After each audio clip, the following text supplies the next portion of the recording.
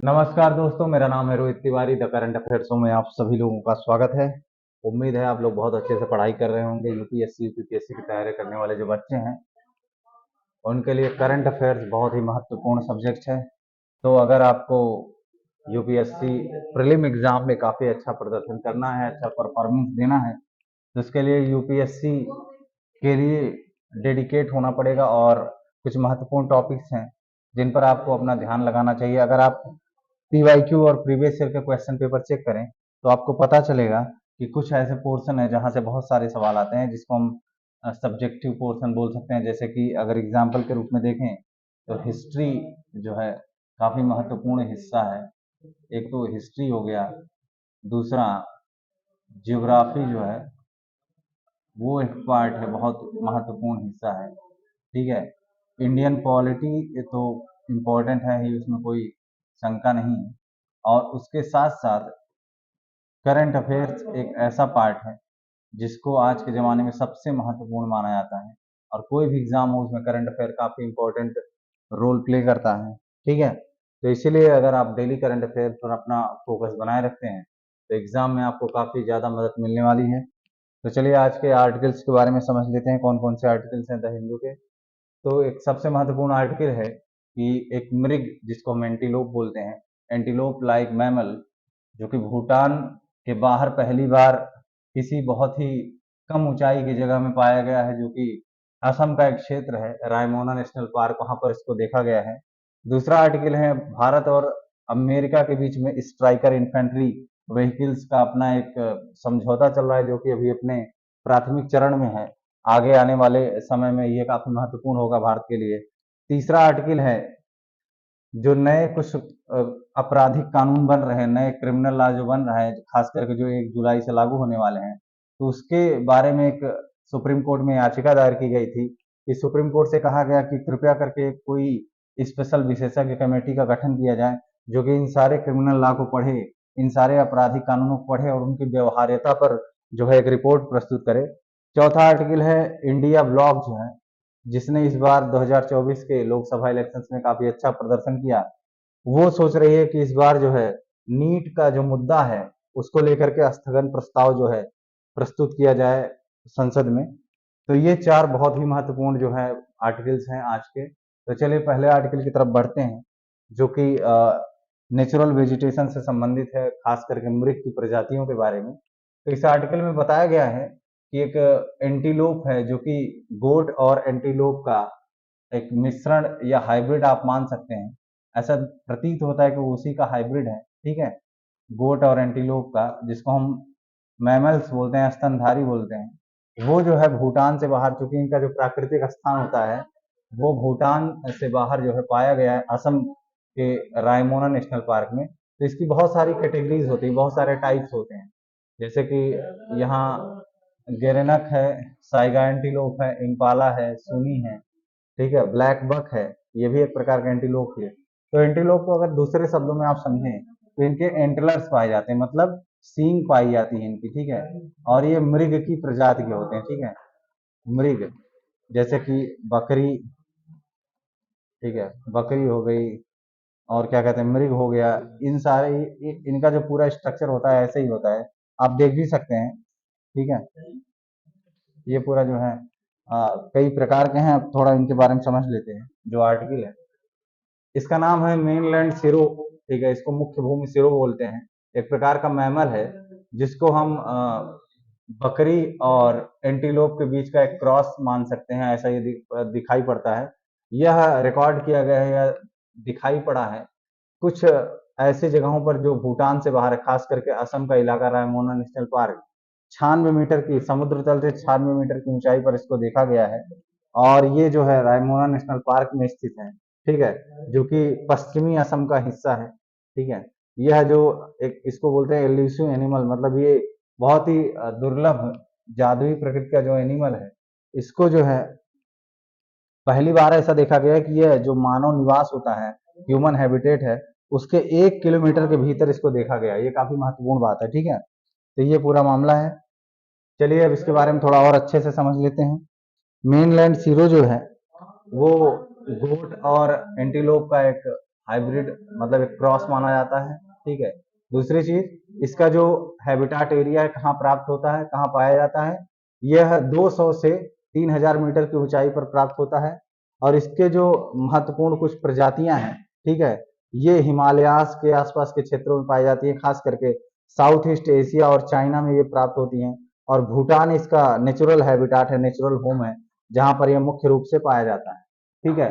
इनकी विशेषताएं क्या है, ये जो है, ये मेन लैंड सिरो जो है, ये दोनों मेल और फीमेल, इनकी ऊंचाई लगभग 3 फीट मतलब 3 फीट ऊंचाई होती है इनकी, खास करके शोल्डर तक की। और इनका जो वजन होता है तकरीबन 200 पाउंड, जिसको आप 90 केजी के बराबर मान सकते हैं, ठीक है, तकरीबन 90 किलो मान सकते हैं। और इनके गॉड हेयर्स पाए जाते हैं, और उस पर एक कोट होता है, मतलब एक लेयर पाई जाती है, ठीक है। और ये जो है, इनके लेयर्स जो है वो फर से क्लोज होते हैं, मतलब उसके द्वारा ढके होते हैं। और इनकी जो स्किन है वो भी उसी से ढकी होती है। और जिनके सींग होते हैं, वही एक कैरेक्टरिस्टिक होता है जिसके आधार पर हम मेल और फीमेल में जो है डिफरेंस प्राप्त कर सकते हैं, ठीक है। ये कुछ महत्वपूर्ण जो है विशेषताएं, कुछ महत्वपूर्ण कैरेक्टरिस्टिक्स जो है एंटीलोप की हैं, ठीक है। अब इनका कंजर्वेशन स्टेटस देख लिया जाए कि इनकी स्थिति क्या है। तो आईयूसीएन, ठीक है, आईयूसीएन स्टेटस जो है वो इनको वनरेबल मानता है, सुभेद्य मानता है। मतलब कि भविष्य में इनकी जो है संख्या में कमी देखी जा सकती है, इनकी संख्या घट रही है, ऐसा बोल सकते हैं आप। दूसरा, अगर साइट्स एक और इसी तरीके का एक संस्थान है, साइट्स जो है वो, उसका जो अपेंडिक्स फर्स्ट है उसको भी वल्नरेबल ही बोलते हैं। अपेंडिक्स फर्स्ट में इसको देखा गया है। भारत में इसका प्रोमिनेंट हैबिटाट कहाँ है, तो इसका जो प्रोमिनेंट हैबिटाट भारत में है वो है एक पूरे cross the border Phibsoo wildlife sanctuary और royal Manas national park in Bhutan, ठीक है, उसी के आसपास का पूरा क्षेत्र है। भूटान में भी ये पाया जाता है। ये भी जो आपको स्क्रीन पर दिख रहे हैं, ये थॉमस गेजल, ठीक है, गेरेनक और इम्पाला जो है, ब्लैक बक जो है, सुनी जो है, इनका वैज्ञानिक नाम भी आप देख सकते हैं, साइगा जो है, ये सारे जो है एंटीलोपी हैं, ठीक है, जिनको हिंदी में आप बोलते हैं मृग, ठीक है। चलिए अब थोड़ा सा रायमोना नेशनल पार्क के बारे में समझ लेते हैं। रायमोना राष्ट्रीय उद्यान जो है वो बोडोलैंड प्रादेशिक क्षेत्र के अंतर्गत आता है, ठीक है। पार्क क्षेत्र में अधिसूचित रिबू जो रिजर्व है वो उसका उत्तरी भाग शामिल है इसमें, जो कि मानस राष्ट्रीय उद्यान के लिए सबसे वेस्टर्न, सबसे महत्वपूर्ण पश्चिमी बफर बनाता है, ठीक है। दूसरी चीज, जो कि भारत और भूटान की सीमा पर फैला हुआ है, ठीक है, इंडिया भूटान बॉर्डर पर फैला हुआ है। यह पश्चिम में जो है सोनकोस नदी के द्वारा इसको, मतलब एक प्रकार से इसकी सीमा बनती है, पश्चिम में सोनकोस नदी जो है उसके द्वारा इसकी सीमा बनती है। और अगर उत्तर में बात करें तो उत्तर में सरल भंगा नदी जो है उससे इसकी सीमा बनती है, ठीक है। उत्तर में सरल भंगा नदी से इसकी सीमा बनती है, जो कि ब्रह्मपुत्र नदी की सहायक नदियां मानी जाती हैं, ठीक है। और जो पेकुआ नदी है वो इसका दक्षिणी बाउंड्री जो है वो निर्धारित करती है। रायमोना नेशनल पार्क का दक्षिणी बाउंड्री जो है वो पेकुआ नदी जो है निर्धारित करती है। अब यहाँ की वनस्पतियों और यहाँ के जंतुओं के बारे में अगर बात किया जाए, फ्लोरा के बारे में, फ्लोरा एंड फना के बारे में, तो जो रायमोना नेशनल पार्क है वो गोल्डन लंगूर के लिए फेमस है। यहाँ पर गोल्डन लंगूर पाया जाता है। यहाँ की एक एंडेमिक स्पीसीज है, मतलब जो कि यहीं प्राप्त होती है। और जो गोल्डन लंगूर है इसको हम बोलते हैं मस्कट ऑफ बोडोलैंड रीजन, मतलब बोडोलैंड क्षेत्र का इसको हम मस्कट मानते हैं। और इस रायमोना नेशनल पार्क क्षेत्र की बात करें तो यहाँ पर Asian elephant, royal Bengal tiger, clouded leopard, Indian gaur, wild water buffalo, spotted deer, hornbill और 150 से अधिक प्रजातियां जो है बटरफ्लाइज की पाई जाती हैं। और 170 से अधिक पक्षियों की प्रजातियां पाई जाती हैं। और तकरीबन 380 वैरायटीज जो है पौधों की और ऑर्किड्स की पाई जाती हैं। तो इस हिसाब से देखा जाए तो जो रायमोना नेशनल पार्क है वो काफी महत्वपूर्ण पार्क असम का माना जाता है। और एक बार और भी समझिएगा, ये असम जो है वो भारत का तीसरा सबसे बड़ा ऐसा राज्य है जहां पर सबसे अधिक नेशनल पार्क पाए गए हैं। तकरीबन 12 नेशनल पार्क जो है, क्या कहते हैं, सॉरी, असम जो है तीसरे स्थान पर है नेशनल पार्क के मामले में, ठीक है। और पहले स्थान पर कौन है, पहले स्थान पर मध्य प्रदेश है, जहां पर 12 नेशनल पार्क है, ठीक है। और 9 नेशनल पार्क जो है अंडमान और निकोबार द्वीप समूह में पाए गए हैं, ठीक है। 7 नेशनल पार्क जो कि असम में पाए गए हैं, उनमें अगर आप मैप में देखना चाहें तो आपको दिखाई पड़ सकता है, जिसमें से रायमोना है, काजीरंगा है, मानस है, नामेरी है, ओरंग है और डिब्रू सैखोवा नेशनल पार्क। ये काफी महत्वपूर्ण नेशनल पार्क, जैसे देखिए, इसको देखिए आप, यहाँ पर जो है पश्चिमी पश्चिमी क्षेत्र में देखेंगे तो मानस नेशनल पार्क दिखेगा, ओरंग नेशनल पार्क उससे थोड़ा सा पूर्वी एरिया में है, काजीरंगा और ज्यादा ईस्ट में है, तो और इसको दक्षिण से उत्तर तक का भी आप क्रम मान सकते हैं। जैसे कई बार हो सकता है यूपीएससी में सवाल पूछ ले, तो अगर यूपीएससी का क्वेश्चन आ गया कि उत्तर से दक्षिण का क्रम हम निर्धारित करें, तो सबसे उत्तर में आपको डिब्रू सैखोवा नेशनल पार्क मिल जाएगा, उसके बाद काजीरंगा नेशनल पार्क, फिर औरंग नेशनल पार्क, उसके बाद मानस नेशनल पार्क। ठीक है, ये आपको मिल जाएंगे। ये कोबितोरा वाइल्ड लाइफ सेंचुरी जो है, ठीक है, ये सारे नेशनल पार्क भी जो है ये असम में ही पाए गए हैं। ठीक है, चलिए अगले आर्टिकल पर चलते हैं। इस आर्टिकल में हम लोग बात करेंगे भारत और अमेरिका के बीच जो है, जो इस स्ट्राइकर इन्फेंट्री व्हीकल का जो एक संबंध, एक समझौता है, उसके बारे में बातचीत करेंगे। तो अमेरिकी उप विदेश मंत्री कर्ट एम कैम्पबेल ने कहा कि भारत ने स्ट्राइकर इन्फेंट्री वाहन के सह उत्पादन में दिखाई है भारत ने। ठीक है, और अगर उसके साथ साथ ये देखें कि स्ट्राइकर तथा javelin anti tank guided missiles जो हैं, उस पर जो है भारत और अमेरिका के बीच जो बातचीत चल रही है, वो अभी अपने प्राथमिक चरण पर चल रही है। ठीक है, एंटी टैंक गाइडेड मिसाइल्स। ठीक है, ये United state deputy secretary of the state कौन है, कर्ट एम कैम्पबेल ने कहा। ठीक है, फिर क्या हुआ, उसके बाद अगर देखा जाए तो एक क्रिटिकल एंड इमर्जिंग टेक्नोलॉजी जो है, ये एक फ्रेमवर्क है भारत और अमेरिका के मध्य में, उस पर भी जो है बातचीत जारी है।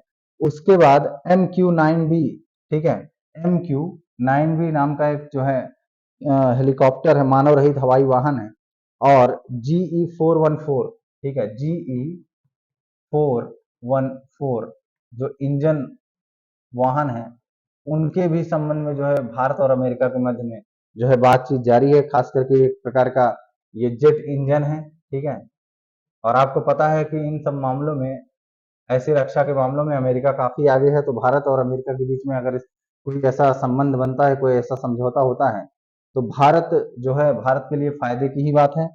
ठीक है, हालांकि कई रक्षा अधिकारियों ने यह भी बताया कि जो स्ट्राइकर है उसको लिया जाए या ना लिया जाए, उस पर भी संदेह व्यक्त किया गया। खास करके भारतीय कंपनियों द्वारा ऐसे कई वाहन जो है विकसित और प्रदर्शित किए गए। मतलब भारत खुद ही अपनी सुरक्षा व्यवस्था जो है, जो अपनी टेक्नोलॉजी है, उसमें इतना डेवलपमेंट कर रहा है कि उसको हो सकता है कि आने वाले वर्षों में भारत खुद आत्मनिर्भर बन जाए इस क्षेत्र में। ठीक है, और उसको किसी प्रकार की जो है इम्पोर्ट की जरूरत ना पड़े। ठीक है, और अगर भारत के बारे में बात की जाए तो भारत ने स्ट्राइकर के सह उत्पादन में भी जो है रुचि व्यक्त की है, और ऐसा लगता है कि जो दोनों के बीच में जो समझौता होने वाला है, वो अभी अपने प्राइमरी स्टेज में है, शुरुआती चरण में है। ठीक है, उनके सेक्रेटरी जनरल का कहना है कि जेवलिन और स्ट्राइकर के सह उत्पादन के बारे में भी चर्चाएं की गई हैं। ठीक है, और उसमें एक रास्ता तलाश किया जा रहा है कि हो सकता है कि अगर हमको आगे कुछ ऐसा महत्वपूर्ण मामला दिखाई पड़े तो हम इस मामले में जरूर आगे बढ़ेंगे। श्री कैम्पबेल जो है बुधवार को दूसरे भारत अमेरिका ICET संवाद पर एक वर्चुअल ब्रीफिंग कर रहे थे। उन्होंने इसी वर्चुअल ब्रीफिंग में उन्होंने अपनी सारी बातें बोली, जिसमें कि पिछले सप्ताह दोनों राष्ट्रीय सुरक्षा सलाहकार जो कि भारत के अजीत डोभाल और वहां के सेक्रेटरी जनरल जो है, उन्होंने आपस में बातचीत की रक्षा के बारे में भी। ठीक है, और खास करके MQ-9B सौदे पर भी कैम्पबेल ने कहा कि जो प्रस्ताव और स्वीकृति पत्र है, वो मार्च की शुरुआत में ही भारत को दिया गया था, जिसमें वो हस्ताक्षर करने की प्रतीक्षा कर रहे हैं। ठीक है, ये पूरा मामला जो है आपका भारत और अमेरिका के रक्षा समझौतों का। अगला आर्टिकल है, सुप्रीम कोर्ट में एक याचिका पड़ी है, उस याचिका का महत्व क्या है।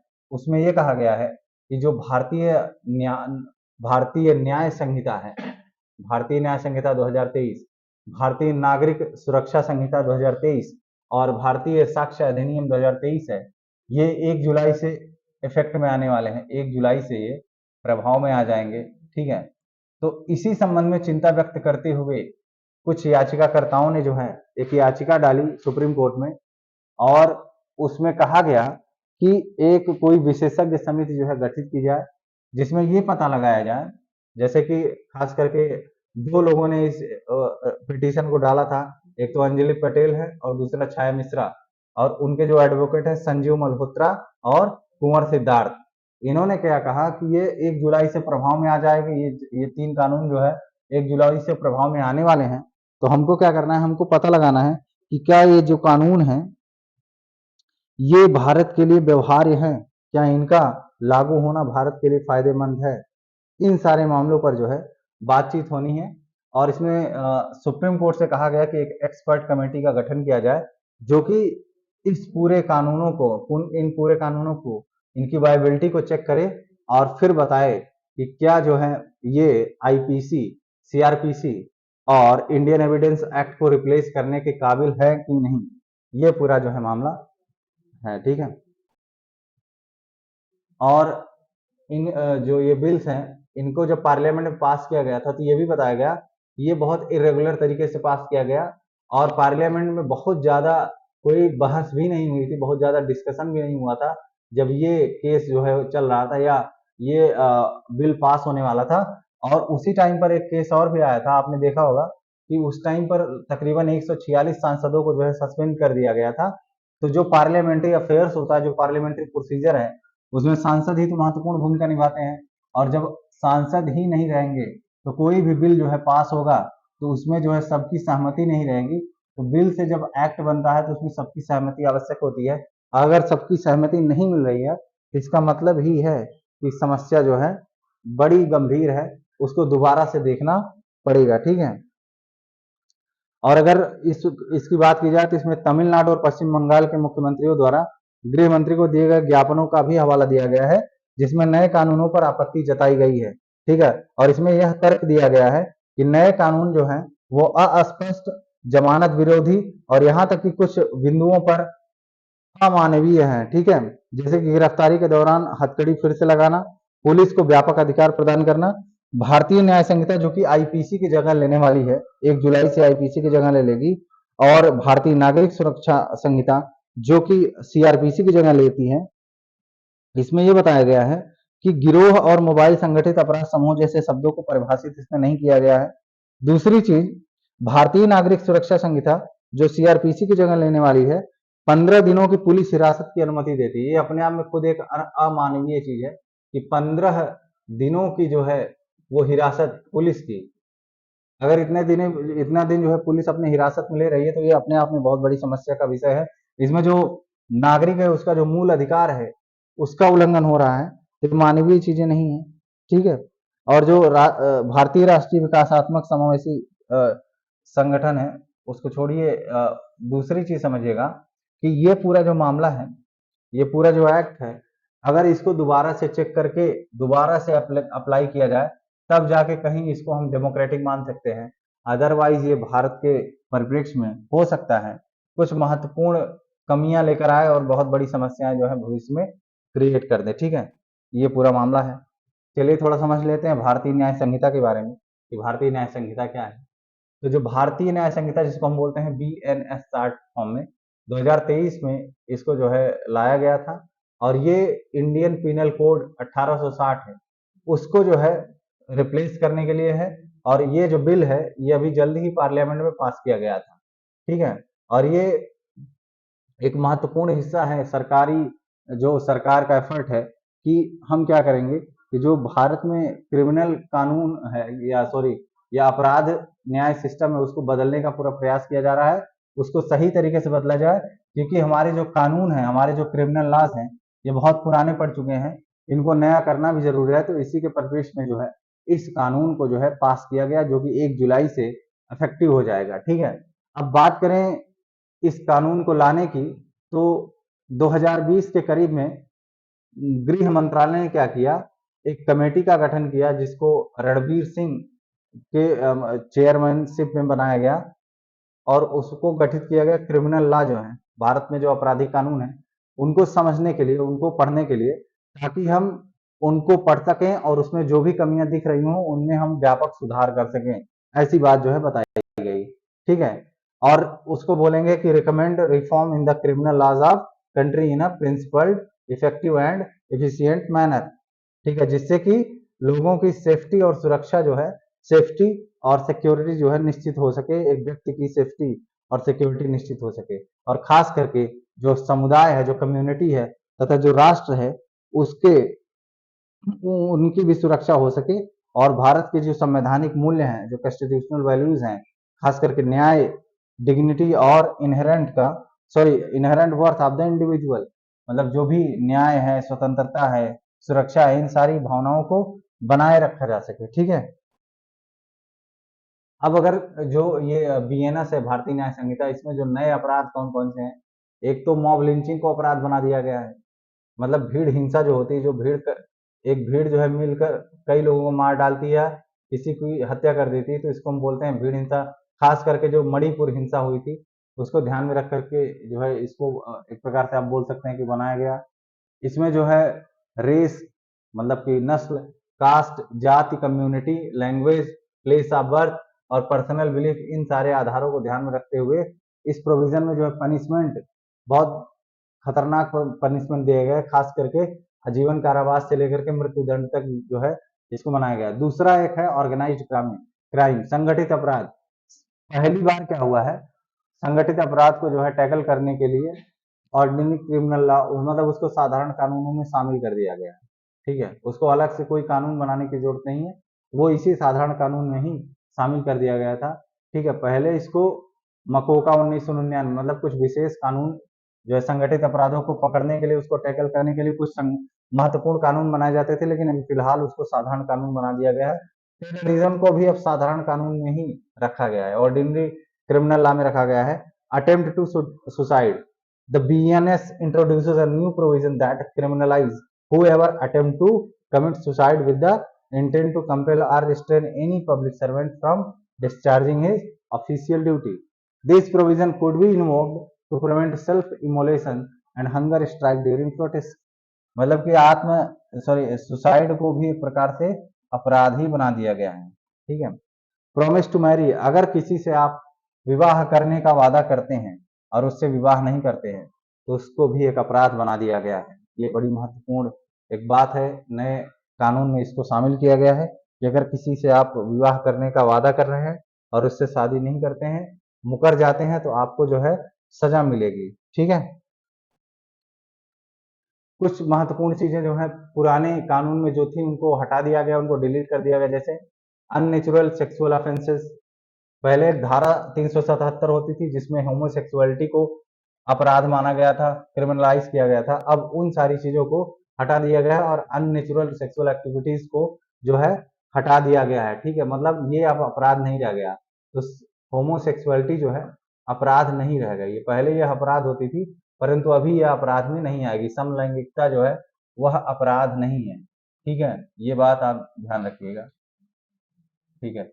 दूसरी चीज एडल्ट्री, एडल्ट्री मतलब व्यभिचार। इसको बेसिक चीज में समझे तो जब एक्स्ट्रा मैरिटल अफेयर जो होता है, मतलब किसी की शादी हो गई उसके बाद भी वो किसी और के साथ संलिप्त पाया जा रहा है, तो उसको बोलते हैं एडल्ट्री।